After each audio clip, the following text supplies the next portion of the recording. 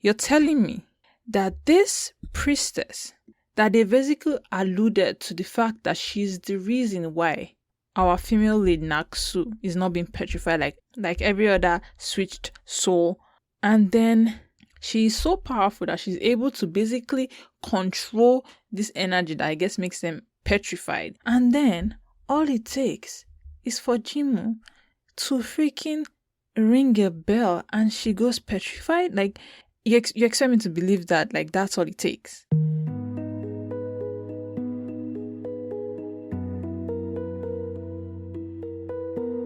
Hi, welcome to the Dramasology podcast. My name is Emmy, and this is the podcast where I basically just talk about Asian dramas all day. I'm talking Korean dramas, Japanese dramas, Chinese, Taiwanese, Thai, and maybe even Turkish ones. The drama I'll be talking about in this episode is the 2022 Korean drama Alchemy of Souls. So if you've not seen it, maybe go watch it first before listening to this podcast, because I'm going to be spoiling stuff. So spoiler alert. Leave now if you've not finished drama. But if you're fine, if you've not seen the drama and you're fine with it being spoiled, then, sit back and listen and enjoy. Korean drama production companies do not do historical fantasy. That's something that China has a market on. It's something that they do often. We have xianxia, we have wuxia, xuanhuan. Those are genres that China does a lot of. So when I heard that this new show was coming out, made in Korea, I was like, wait, you're telling me Korea is making an historical fantasy? And yeah, I know some people might say, oh, well, there are shows like Kingdom and Mr. Queen, Scarlet Heart, Goblin, that they are considered historical fantasy. But are they really historical fantasy? Like, if you think about it, in those dramas, the characters have magical things happen to them, right? It's not like they practice magic. Magic is not a thing that they do in everyday life. So it's different from xianxia drama where, magic is something they practice. A good differentiation of this would be like, do the people of wherever this drama is set in, do they know about magic, right? Is magic a part of their everyday life? Or is it something that only one person knows exists? And that's the case with a lot of historical fantasy that Korea makes, right? They make a drama where it's not that everybody knows about magic. It's that one person has something magical happen to them. For example, in Scarlet Heart Rio, our main character, IU's character, time jumps, right, into the past. In Goblin as well, like, he gains immortality. Mr. Queen, he goes into someone else's body, right? Magic is not a practice there. It's almost an element of just plot device, if that makes sense. Whereas like xianxia, you have all worlds that know about magic, right? They practice magic on a daily basis. It's something people, normal people, ordinary folks can attain to, right? They can attain to become immortal. They can attain to be higher beings with magic. That's the difference in what I will say the historical fantasy that China does and the one that Korea does. So when I heard that Korea was doing an actual like historical fantasy, I was very excited. And it's understandable as to why they don't do historical fantasy. If you think about like budget-wise, historical dramas are already difficult to make. They are expensive, they take a lot of time, a lot of set that modern day dramas don't require. And so adding the fantasy element, right, adding CGI and CGI people, it's just extra cost that they don't need. So I understand where they're coming from. There's no point really making historical fantasy if you're like, you don't even know if that the drama will do well, right? You can't guarantee that the drama will do well. So that's why China does more of this, right? They have the budget. There are over 1 billion people in China, so they have the resources to invest in this kind of genre. And there's also this element of the more you do something, the more you have resources to do more of it. So China, for example, has done this xianxia thing over and over again. The clothing, the sets, everything, they're already there, right? They've done it so many times that, at this point, there's there's a we joke, a lot of us joke that China has basically killed the xianxia genre, because like it's like beating a dead horse at this point. They keep making it, but it's like really bad to watch, right? They are really, really bad shows that they bring out these days, right? And that's because China has invested so much into this genre that, I mean, it's even difficult for them. It's cheaper, I guess, to make a xianxia drama than it is to make other kinds of dramas, because it's resources that's already there. And so I get it. I get why Korea doesn't do historical fantasy. So that's why, again, I was very excited when I heard this was coming out. So Alchemy of Souls is a 2022 Korean drama starring my girl Jung So Min and Lee Jae Wook. I have watched Jung So Min in a lot of things. Like, I feel like I grew up with her because I watched her in Playful Kiss, which is funny because a few days ago I went back to check, like, just to like watch a few episodes of Playful Kiss, and I just realized just how like babyish her face looks. She has such a baby face. Like, she has not grown into her face in that drama, which is funny because when I was watching it for the first time back when it first came out, I did not notice that. But I guess I was also kind of young then, so we're on the same level. But anyway, I've also watched that in the drama we saw in Jang Uk, and then there's Because This Is My First Life, which is, I mean, everybody loves that drama. It's a really, really good drama. So, I mean, I've seen her in a few things, and I feel like I have watched her grow in a way. Whereas Lee Jae Wook is kind of new to the scene in the fact that he's not had that many shows in comparison, right? He's had good shows, but in comparison to how many shows that Jung So Min has done, how many dramas she's done, he's not done that many. I think my first drama with him was Search WWW, which was very good. I loved this character in that. And then I watched him again in Extraordinarily You, which was a completely different character from the one in Search WW, but was also a different character from the one with Goara, right? It's kind of a soft boy in those two dramas, whereas it's like a douche, like the worst kind of human being in Extraordinarily You. So, I mean, I've seen him in stuff, and I think I immediately like got an affinity for him. Like, I felt like, oh yeah, I would like this actor. So it was very nice to see him being cast in this, because he has good chemistry with whoever he acts with. Even in Extraordinarily You, I was one of those people shipping him, even though he was toxic and he was like the worst kind of person. I was shipping him with the female lead because, I mean, the chemistry was very good, and Haru didn't really impress me in that drama, or the character that Rowan played didn't really impress me in that drama. So I was kind of shipping the toxicness. Like, there were people like me that were like, yeah, that's really what we want. And I guess I didn't know this because sometimes I don't pay attention. But he was in Memories of the Alhambra. I just realized that like a while ago, because it looks so different in that drama. So I didn't like place that he was in that drama, but he was in that drama.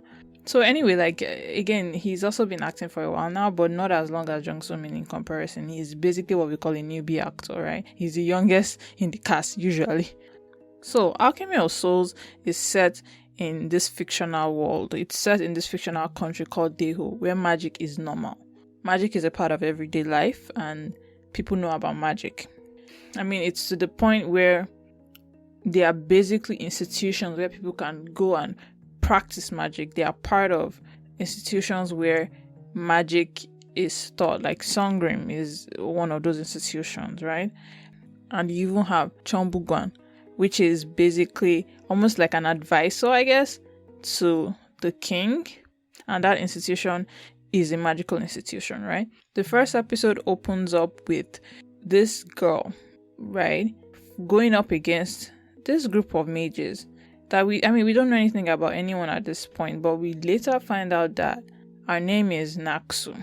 She's an assassin. We don't know her backstory, we don't know anything, but very quickly we understand how Alchemy of Souls works, right? We see her basically commit Alchemy of Souls and enters a new body, the body of Mudeok. And that's basically where our story starts, right? We are following Naksu on this journey as Mudeok, who is not who she seems, right? Mudeok, it seems like just a blind, helpless girl. And for a second there, Naksu like disregards her, right? She goes for the other person she sees, the other girl she sees.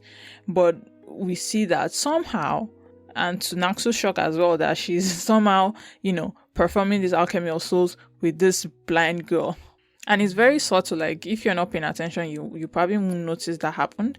But it's something that is important. Like, it's important to the story as it goes on. So what am I going to talk about, really? I mean, we've all watched the drama. So this is just a review of the drama, right? I'm going to talk about the pros, the things I liked about the drama, things I loved about the drama, right? And then I'll talk about the cons, things I really did not like about the drama, or things I even hated about the drama. And then I'll just give a wrap up. So now, the pros of this drama. What are the things I loved about this drama? First of all, the characters in this drama were well casted. Everybody was well casted.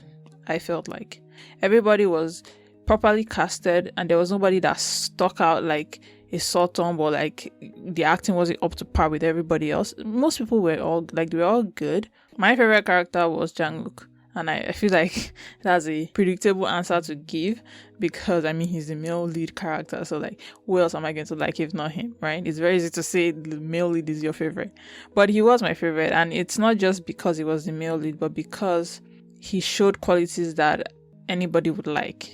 And he was interesting. He was not a boring male lead character. He had what we would say, he had substance. There was substance to his character and the way they characterized him. But before that, I have to talk about Mudeok, or should I say Naksu? Now that we know that Mudeok is basically bouillon, right?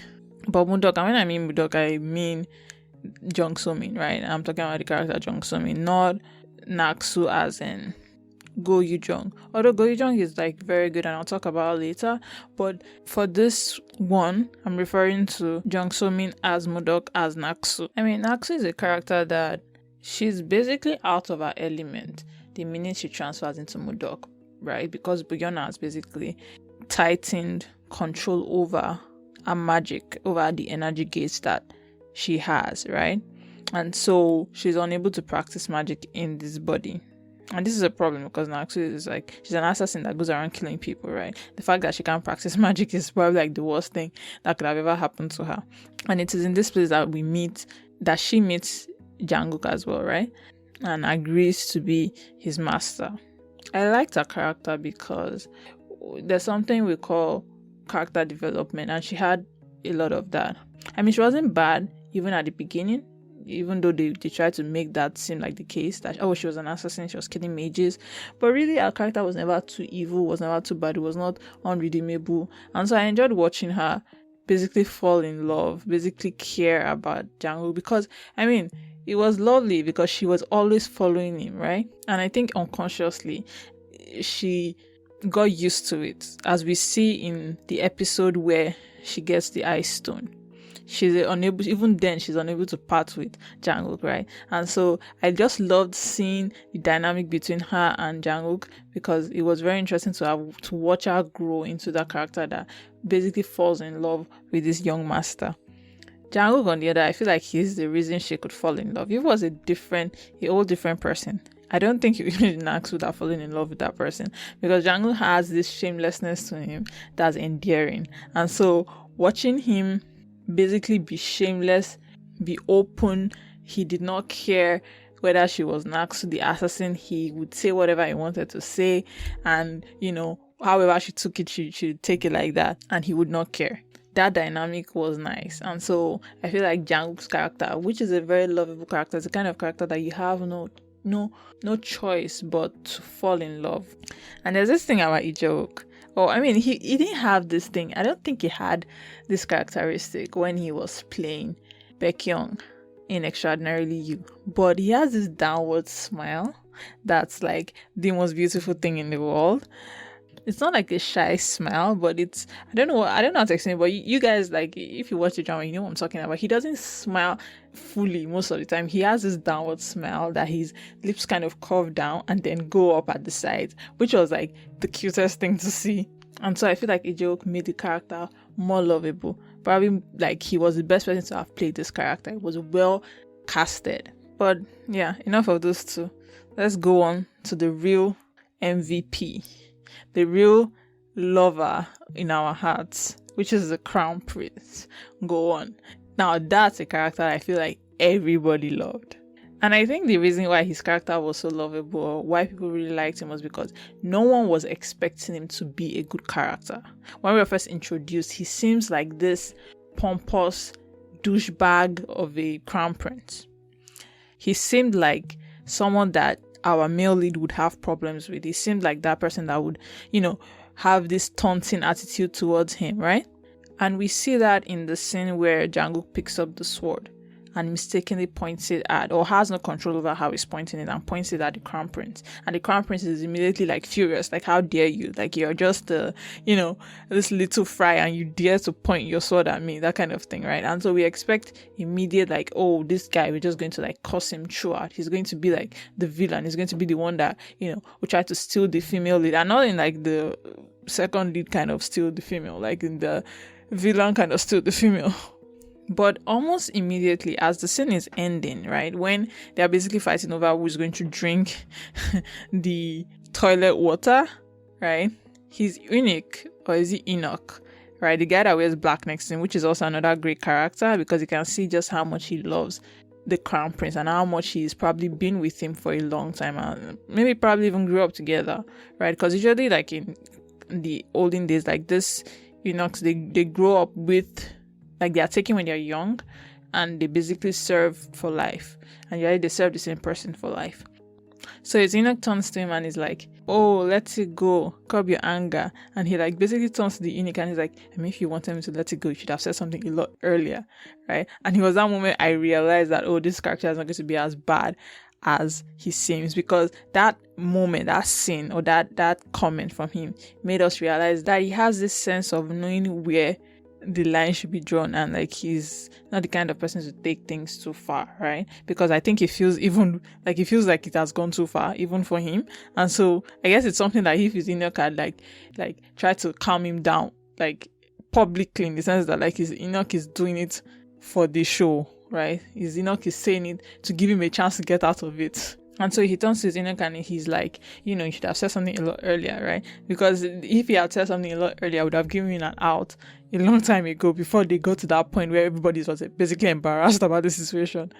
Then another thing I liked was that scene and then consequent scenes with the crown prince kind of shows that he's got character, like he's got a personality. Oftentimes when they have second leads, and I mean, I guess in this case, he's the third lead, and maybe that's why they could flesh out his character more. Unlike Soyo, who is kind of almost a little flat. But the crown prince has character. You can almost sense what his life is like and what his dislikes are like. Like, he seems like you can, if they're like, okay, tell me something about this character other than the fact that he loves the female lead. And then you could go in and be like, oh, he's level-headed, right? He doesn't take things to the extreme. I mean, you can even argue that he's kind and like, he's pragmatic. He's not too hot-tempered, or, like he understands his duty and he takes it seriously. And he has this poise that, oh, he would actually make a good king, which is very unlike his father, because his father is just trash. I mean, I've never seen a worse character. I mean, for a second there, I was like, how was this crown prince even raised right? Because his dad is so trash. Like, I've never seen a more scared, cowardly, like, king. I mean, I've seen some, like in some dramas, usually Chinese dramas, the emperors in Chinese dramas are usually like the worst. I think the best one I've seen is like the emperor in Joy of Life, right? But usually, like, the emperor is usually the worst person, right? And so that holds true for this drama. The king is like this scared little child that like he can't do anything without any help. Like he's always shaking, and So even when they tell him about the king's star, the crown prince was the one to tell his father, like, aren't you listening to what Master Lee is saying? He isn't saying that the king's star would threaten your throne. He's basically saying he would basically curb this rampant use of Alchemy of Souls, right? But the king is partly deaf to that. All he hears is like king. He heard king in the word. Like, if he had called it something different, like the morning star or something, he would not feel as threatened. But because there's king in the world, he's like, what the hell? Like, I have to find this person and kill this person. I feel like that's his thought process. This does not mean he's infallible though, because at the end of season 1, right, he basically lets Jinmu run free, right, in the sense that he could have done something, had Jinmu imprisoned when everybody was looking for Jinmu, right? He could have had Jinmu imprisoned and, basically would have been done with Jinmu. But it was because he let Jinmu run rampant that, like, Naksu got petrified, right? And so, but, you have that scene where they're basically telling him what happened to Naksu, right? Oh, I assume that's it. They don't say anything and there's no words, but you could see it in his face that he felt regret about it. That he felt that, if he had done something about Jinmu earlier, maybe what happened to Naksu would not have happened, right? I feel like that's what that scene was supposed to show. But you never know. Like, there's something about writers. When you give them an inch, take a mile. In the sense that you don't know how season 2 is going to be. I hope to God, right, that they keep his character constant. In the sense that they don't like do a 360 on his character. Because drama writers, or not, I shouldn't be picky or prejudiced against drama writers, just writers in general, sometimes they walk with their heads upside down. I don't know how, I don't know why, but maybe for effect, or they run out of things and they just keep going. They will take a character that's well loved and they will basically butcher the character to the point where you're like, are you sure this is a continuation of season 1? Usually Korean dramas don't have that problem because they end it in a season, but now that Netflix is in the game, everybody's suddenly about season 2 and season 2 and season 2. So let's hope they keep his character the same, because if they do, I'll be very, very glad, honestly. 2 other characters I really enjoyed watching were Maid Servant Kim and Master Lee. I really liked Maid Servant Kim because I felt like her goodness shined through almost in Jang Uk. She's basically the one who raised Jang Uk, right? Because Jang Uk is basically a trash father, and she really, you could tell she did a good job. And you could when I watch a scene where she's in, there's something about her that's just so beautiful. I know she's a very pretty. I think she's the character I would consider the prettiest in the show. Because there's something about her that's just so elegant and beautiful, and you can kind of see where Jang gets his elegance as well from. That's who raised him, right? And so she was never overly mean to Mudeok or mean to people. She always had a good heart, even to Jinmu. I remember there was a scene where she was in the office with Park Jin and Jinmu was also there, and she basically offers her snacks, right? Because I think Jinmu mentioned something about how the snacks in that house, in Jang Uk's house, was the best, right? And so she's like, oh, okay, I'll pack you some. Oh no, you can have some. And Park Jin is like, what? No, right? And it's still that goodness. She can't see the evil in people. And even for a second there, I'm pretty sure Jinmu smiled before Park Jin was like, hell nah. You're not getting any of her snacks. It's not gonna happen, right? And so there's that goodness in her that shines through in Jang Uk. Then the other character I really liked was Master Lee. Unfortunately, they didn't do much with his character, but I just liked knowing he was there, right? There was something about the way he carried himself, and it could also be because I remember him from Vincenzo, right? He's the chef in Vincenzo, so I recall how much I liked him in that drama, and so maybe that's why I'm projecting that onto him in this drama. But I liked the actor, and so his character was really nice to see, because it was the only other person that knew about Naksu, and I felt like he was this balancing force for Naksu. Not that she knew it, because she didn't know he knew, but I felt his character was this entity of this element of he's a very strong character and he just chooses not to do anything, right? He's all about drinking his chase tea and stuff. Although chase tea doesn't seem to work very well when it comes to Maid Servant Kim. So that was very interesting to see, and having him fall in love. And if I was going to fall in love with any character, if there was going to be a woman, right, that you're going to fall in love with, it should be Maid Servant Kim. She's very beautiful, right? So I got it. I got that thing where he basically asking himself, is the chest thing not working? And I'm like, I mean, it's shocking that this is the first time it's happening to me, but if it was going to be the first time, yeah, Miss Avan Kim is definitely the prime, like, woman to fall in love with. And poor Master Lee, Miss Avan Kim has no idea. She has no clue. She's just being nice because she's nice to everybody. But here he is, like, falling in love with a scarf and shit. Like, it's very funny. Now, on to the next thing I really like about the drama is the CGI, right? I mean, Netflix put a lot of money into this and it shows, right? Studio Dragon is also, like, good at this CGI thing, right? They've been doing a lot of shows for Netflix, and so the CGI was well done. I won't praise the CGI too much because it wasn't to the point where I felt like they could mess it up. The CGI wasn't too heavy regardless. In the sense that, like, if you look at, like, Chinese xianxia, they have beasts, like mythical beasts. And so that's where a lot of the budget goes for CGI. It's not really the minute, like, spell making, hand waving thing that really causes, like, the budget to, like, blow. It's really those, like, otherworldly beasts that they add. And so, like, Alchemy of Souls never has one of those. I mean, it has I think it's the golden fish, and the CGI was a little spotty on that, let's be honest. But generally the CGI was quite good for what it was trying to do, right? Everything seemed like, oh, okay, yeah, I mean, the mages are really, like, fighting with, like, energy, like, that's what it really seemed like that. And so I was really appreciative, and it immersed me into the episodes. And then the final thing I will mention that was a pro about this drama was the story. This was a well-written story in the sense that the overarching idea was very well done.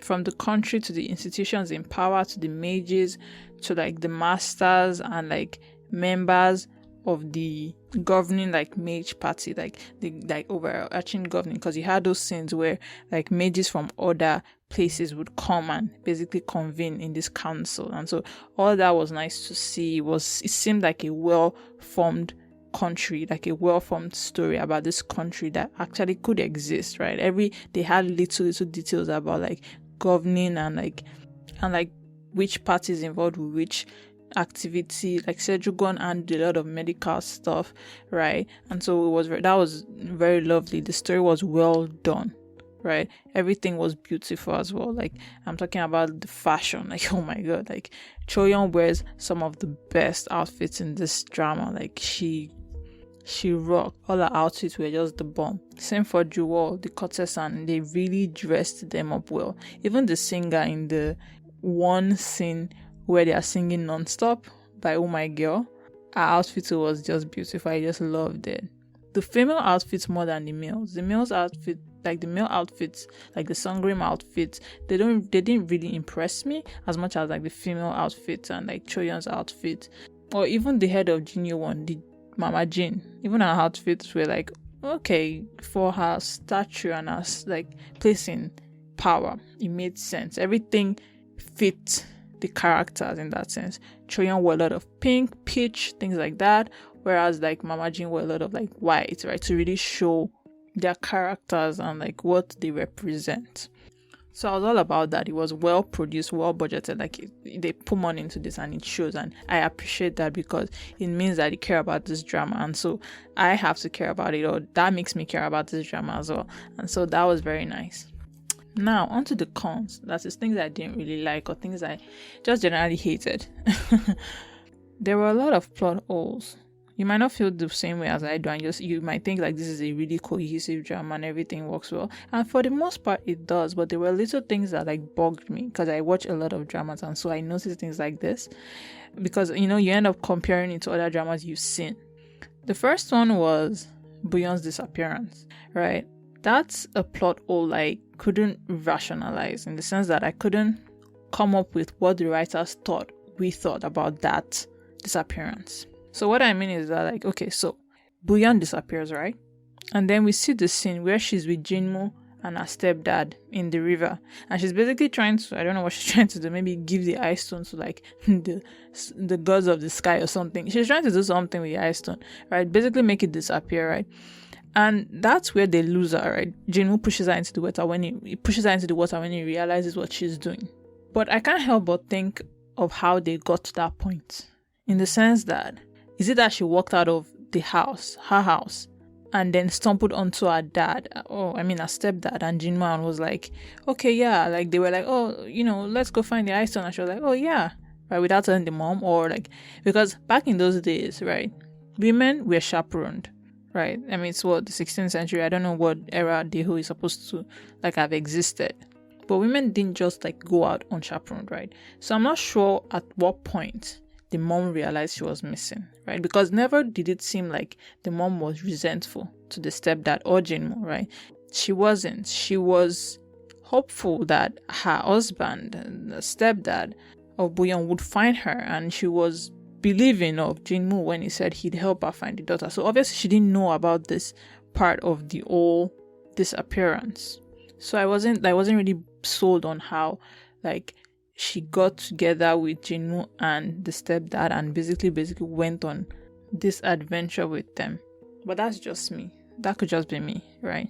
Then I think another plot hole I found, and I guess it's not really a plot hole, just bad writing, is, and I feel like a lot of people had this issue, especially when I was like going through my drama list, is Jang Uk's character and Buyeon's character. Jang Uk's character first. Jang Uk is the dad of Jang Uk, right? He's the head, supposedly. No, he is the head of Cheonbugwan, right? Before he goes missing. And he's, I guess, basically still the head, even though he's missing. Now, maybe for 2 episodes or so, they kind of tease the fact that he's coming back. We kind of see him with the hooded jacket or the hooded, like, clothing, right? And so they like tease about the fact that he's coming back, and he went on a mission. Like, there was a reason he left, there was a reason he disappeared, right? And then they bring him back, right? This is a character that has been gone for what, 20-something years? He's been gone throughout Jang Uk's whole life. And then they bring him back and basically kill him in he's dead in 2 seconds, right? He sacrifices himself for, I don't know what. It's just, convenient plot device. There's something that needs to be fixed, and he's the strongest one that can fix it. And that was kind of annoying to me. Because also, I wish I had seen more of the scene with him and his son, right? Jang Uk, I feel like that's a scene we would have loved to see. Just a few. Even if it was just an episode of him being alive, right? Before they killed him off. but maybe the character that plays Jang Uk, maybe he was still shooting the King of Tears, Ibangwon. There's a drama, he has his own drama that he's shooting. So maybe that they coincided and they could not have him on both. And so budget wise and actor appearance wise, they couldn't have him, and so they had to kill him off quickly. But other than that, if that was the reason, okay, I guess that makes sense. But if not, if that was actually written in, that's really bad writing, honestly. Made no sense, and they should not have built his character up as somebody that was powerful, right? Just to kill him that quickly. And I have that same issue with how Buyeon ended up. You're telling me that this priestess, that they basically alluded to the fact that she's the reason why our female lead Naksu is not being petrified like every other switched soul, and then she is so powerful that she's able to basically control this energy that I guess makes them petrified, because she's such a powerful priestess, right? Choyeon mentions this, right? And there's a sense of she's even more powerful than her mom. She's the most powerful priestess that seems to have ever existed, as powerful as the lady that followed Seogyeong, right? That, I think her name is Soran, right? They made her seem as powerful as that character, right? That she had this extraordinary abilities, extraordinary power, even though she was blind.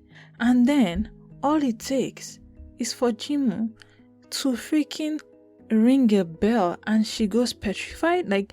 You expect me to believe that that's all it takes. I guess she's not so powerful then, right? And so that was my issue. They built up her character to the point where you felt like it would be very difficult to kill her off, right? And I guess I get it. Jung So Min is not coming back for season 2, and there's this sense of the real world is entering the drama in that sense, and so I guess they had to kill off the character that is Buyeon so that Naksu, the original actress played by Go Yoon Jung, could come back. I get it, right? But still, it just didn't sit right with me. I felt like they could have handled it differently. Maybe even just leave her alive and just never show Buyeon in season 2, right? Because Jung So Min cannot be involved in the series. She's no longer involved, right? But just to kill her off like that with a bell, Like, I don't believe that. It's bad writing. And so I was a little pissed about that, right? Then the third con I have, and I guess still the same one issue, which I guess is all bad writing, is Dango and Choyeon's sudden love line. When you want to introduce a love line, right, you have to basically tease the audience with like a few like glances here and there, like the guy glances at the girl, Dango glances at Choyeon, just so we get an idea that, okay, he's in love with her, right? But for the first few episodes, this does not come up. Even when she's preparing to marry him, like when they first meet, like the very first scene where we get all members of the 4 seasons together, there's never a moment where Dango like gives her like googly eyes. I feel like they should have had a googly eye there, right? Because we needed that build up to suddenly like believe that Dango was in love with her later on, right? But the writers, for some reason, took their sweet time into like showing this. And so when they finally showed it, it was almost like, well, this came from nowhere. We had no way of expecting this because they never gave us any hints. And I guess that's rather than bad writing, that's just pacing. It was really bad pacing in that sense. But I guess the romance still works. They are both very attractive people. And who doesn't like watching attractive people like be in love, right? So it wasn't a bad romance line or a bad love line. It was just badly paced in the show. And I'm so excited for season 2, guys. Like, I am excited. Mainly because I am one of those people. I am in the faction that believes Go Yoon Jung would do amazing in season 2. Like, I saw her in the preview for season 2, and I just remember thinking, oh my gosh, she's so pretty, she's so beautiful that I can almost imagine her with Jang Uk already. And I'm really looking forward to that dynamic, the first few episode dynamic of him not knowing what she looks like, because the only person that I think knows what she looks like is Park Jin and Soyul and Hoyeom. So the Crown Prince and Jang Uk don't know what she looks like in that body, like the original Naksu. So it's going to be very interesting to just see the relationship and how it plays out in the first few episodes. And I also, like I said, like I'm hoping they don't mess up the Crown Prince's character, because writers can be crazy sometimes, right? So let's hope, fingers crossed on that. So overall, this drama was very good, right? Again, I said it, like Korea tends to avoid some genres, either for political reasons like BL, that's boys love, or for like budget reasons, historical fantasy. It's very expensive to make, right? But I'm of the opinion that like if they could just do those two, especially BL, I had this thing about BL that was like, if Korea would just please make more BLs, they would like be the best. They would overtake the market. Right now, Thailand has the market share on BL. They make so much, and there are some really, really good BLs. But I remember thinking that, oh my god, this is something that if Korea decided to focus on, because there are some good Korean BL, like Semantic Error. Oh my god, Semantic Error is amazing. That when it came out, I was like, yeah, you see, Korea is so good at this. Where Eislinger is another really good one. That just like really, really good. And like I'm just like, if they would, and I'm going to do a review of those two dramas one day, but if they would just do more, they would like blow it out of the park. Like it's going to be a non-contentious issue that like they are the best. So I hope that like the success of Alchemy of Souls can mean more historical fantasies of this nature. And if it does, like I'm here to like watch all of them. Honestly, I'm like going to be one of the first people that's like clicking, because that is my favorite genre, or one of my favorite genres, right? And I think it's also because historical fantasy, if done right, in the sense that if it's like Alchemy of Souls, it kind of prevents against tragedy, in the sense that it prevents what happened in like Scarlet Heart Rio or Mr. Queen, in that it's going to end the way you expect, because they can use magical elements to basically fix plots in ways that would not ordinarily work if it was just minor magic thrown in, right? Like in Scarlet Heart Rio, Ayu's character dies, right? Like it's a kind of thing that if it was real, like historical fantasy, you could kind of walk around that and bring her back, like they are basically doing with Go Yoon Jung's character, right? They are basically bringing her from the dead, even though we also are burned, right, at the stake, or burn, like they burnt her body in like this square, and everybody saw it, and we were like, so how are they gonna bring her back? Like, but because it's fantasy, real fantasy that involves like spells and real magic, they're able to like basically throw that into the pile of it's fantasy, just deal with it, like it's part of the show, right? Like, just fantasy allows things like that to happen, right? Whereas other like historical fantasy Korean dramas don't have that element. And so I look forward to that because it prevents like this tragedy from happening. I don't have to like be on my seat of like, is our character going to die? Because there's no real magic, and like if she dies, she's gone. And so we come to the end of the podcast. This is my very first time doing this. So, it's a lot of stress just talking to yourself. But I think I enjoyed this episode. So let me know what you think at facebook.com/Dramasology.